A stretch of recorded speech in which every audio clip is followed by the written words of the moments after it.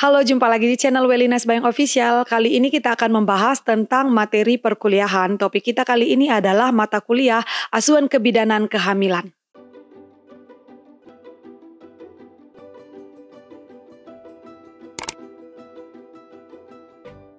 Nah, ini standar minimal ANC ya. Kalau dulu itu adalah 7T. Nah, kalau sekarang ini adalah 14T. Apa saja itu 14T? Yang pertama adalah timbang berat badan. Yang kedua tekanan darah, ya kita cek tekanan darah. Yang ketiga tinggi fundus uteri, apakah sesuai tinggi fundus uterinya dengan usia kehamilan. Kemudian keempat adalah tablet FE, pemberian tablet FE untuk mencegah anemia kehamilan. Kemudian pemberian TT, imunisasi TT untuk mencegah tetanus ya. Dan tes HB. Tes HB ini juga adalah untuk mencegah ataupun mengecek apakah ibu mengalami anemia atau tidak hemoglobin. Dan yang ketujuh adalah tes VDRL untuk mengetahui penyakit menular seksual. Dan tekan payudara ataupun perawatan payudara, ya ini tentunya persiapan laktasi ataupun menyusui nanti pada saat ibu sudah melahirkan.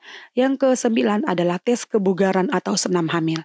Jadi yang kesembilan ini adalah merupakan yang wajib diberikan ya. Dan 10, 11, 12, 13, 14 sampai 10 ya, maaf sampai 10 ini adalah wajib diberikan ya temu wicara. Temu wicara ini adalah untuk menyampaikan informasi hasil pemeriksaan dan mengatur pertemuan di jadwal berikutnya.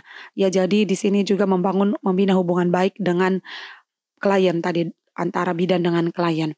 Nah jadi 10 ini adalah yang wajib diberikan, sedangkan 11, 12, 13, dan 14 ini merupakan atas indikasi, ya jadi diberikan atas indikasi. Tes protein, kalau tekanan darahnya tinggi kita tes protein untuk mengecek apakah ibu preeklamsi atau tidak. Begitu juga tes reduksi ya, kita cek kalau ibu misalnya memiliki resiko, kita lihat diabetes ya, diabetes gestasional ataupun yang kita kenal dengan istilah sakit gula ya, itu kita lakukan reduksi untuk mengecek kadar glukosa urin atau glukosa darah.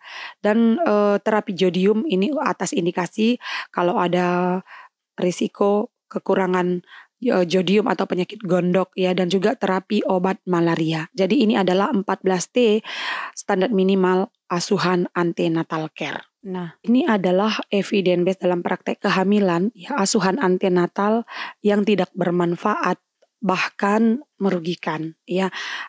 Misalnya satu ya, menimbang berat badan secara rutin. Ya tidak ada salahnya menimbang berat badan secara rutin, tetapi tidak dianjurkan kita itu harus baku ya. Kenapa? Karena pada trimester 1 beberapa ibu hamil itu karena di situ terjadi perubahan pola makan, ada yang justru berat badannya malah turun, tapi tidak terlalu menjadi patokan bahwa si ibu ini langsung tidak normal begitu. Jadi tidak bisa kita menjadi acuan ataupun patokan menimbang berat badan ini secara rutin. Kemudian juga penilaian letak ya, penilaian letak kurang dari 36 minggu. Nah, kalau masih kurang dari 36 minggu, ini letaknya sungsang, kepalanya di atas, bokongnya di bawah. Nah, tidak bisa karena dia masih 36 minggu itu belum masuk pintu atas panggul. Jadi memang gerakan janin itu masih ya berputar gitu, kadang di atas kepalanya, kadang di bawah. Jadi tidak masalah. Jadi ini bisa merugikan klien dalam pemberian informasi yang salah. Kemudian opname dan istirahat untuk anak kembar. Tidak selalu ya, gemeli ataupun anak kembar itu tidak harus selalu istirahat dan opname selama kehamilan. Karena selama kehamilannya berjalan dengan normal, ya tidak perlu opname.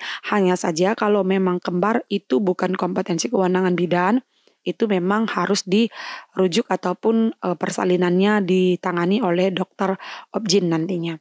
Kemudian membatasi kegiatan seksual selama hamil atau memakai kondom tidak dianjurkan kecuali ada indikasi mungkin mengalami flek ya, ataupun pernah riwayat keguguran sebelumnya. Jadi itu bisa kita membatasi kegiatan seksual selama hamil. Kemudian memberikan aspirin untuk mencegah eklamsi. Ya, tidak perlu diberikan atau dikonsumsi aspirin untuk mencegah eklamsi ya. Kemudian juga suplemen kalsium untuk kaki kram. Kalsium itu memang penting dikonsumsi selama kehamilan untuk mempersiapkan kalsium pada ibu dan juga pada bayinya, tapi bukan berarti harus wajib yaitu diminum kalsiumnya supaya kakinya nggak kram, tidak. Pembatasan gizi untuk mencegah preeklamsi, jadi ibunya dilarang-larang makan supaya tidak, kalau banyak makan nanti terjadi eklamsi, atau kalau banyak makan nanti anaknya besar gak bisa lahir normal. Nah, itu juga adalah informasi yang salah. Pemberian diuretik ya, dikasih pula obat diuretik untuk mencegah hipertensi dalam kehamilan. Nah, tensinya aja normal, tapi dikasihlah obat diuretik ini supaya tidak terjadi hipertensi. Ini juga adalah sebuah tindakan yang salah dan tidak bermanfaat dan bisa merugikan klien. Mengurangi garam untuk mencegah hipertensi ini juga tidak ya. Makan aja sewajarnya, senormalnya, karena kembali ke filosofi kita tadi bahwa kehamilan itu merupakan proses yang alamiah. Hanya saja kita harus pantau kondisi supaya jangan sampai terjadi kegawatan selama kehamilan. Nah, jadi kalau tadi ada yang tidak bermanfaat dan tidak perlu diberikan, nah ini merupakan asuhan antenatal yang direkomendasikan. Yang pertama adalah kunjungan antenatal berorientasi pada tujuan, yaitu melalui petugas kesehatan yang terampil. Jadi kembali lagi tujuannya tadi adalah memantau ya kesehatan ibu dan juga kesehatan bayi, kemudian mempersiapkan persalinan, mempersiapkan ibu menyusui, mencegah komplikasi dan mempersiapkan rujukan. Nah, itu adalah poin kita ataupun fokus kita dalam memberikan antenatal care. Nah, kemudian persiapan kelahiran, menghadapi komplikasi. Kemudian juga pada kehamilan sudah kita berikan informasi konseling tentang KB. Misalnya pada multigravida kita sudah tahu hamilnya ini udah hamil ke-6, hamil ke-7. Nah, jadi kita sudah berikan konseling KB selama kehamilan. Kemudian juga pemberian ASI, tanda-tanda bahaya, ya tanda bahaya HIV AIDS, kemudian nutrisi, deteksi dan penata laksanaan kondisi komplikasi yang diderita, tergantung dari ibunya misalnya menderita apa. Nah, kita sudah bisa mendeteksi dini dan kita lakukan penata laksanaan sesuai dengan protap yang benar. Pemberian imunisasi TT untuk mencegah tetanus ya. Dan juga pemberian zat besi dan asam folat untuk mencegah terjadinya anemia. Dan pada populasi tertentu kita memberikan pengobatan preventif malaria dan terapi jodium dan vitamin A. Tapi ini adalah untuk daerah-daerah yang endemik penyakit malaria. Nah, kemudian isi daripada asuhan ANC itu harus juga terfokus ya.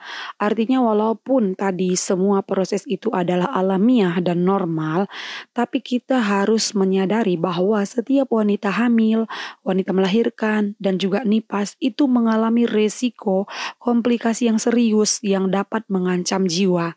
Nah, artinya ya, walaupun semuanya baik-baik, kita nggak boleh juga pandang enteng atau anggap sepele gitu ya. Karena semua wanita hamil dan melahirkan itu dan nifas itu mengalami resiko. Bisa saja sewaktu-waktu terjadi preeklamsi.